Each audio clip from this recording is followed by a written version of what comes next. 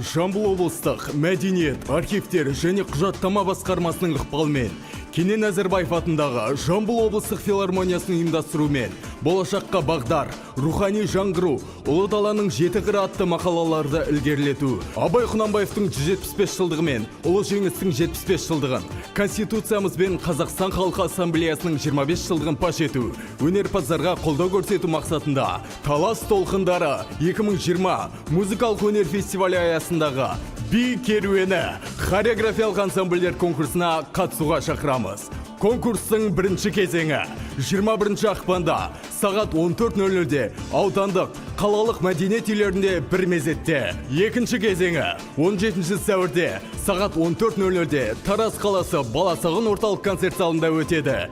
Өнеріңді шыңдап, шеберлігіңді арттырып, үздіктер қатарына қосыл.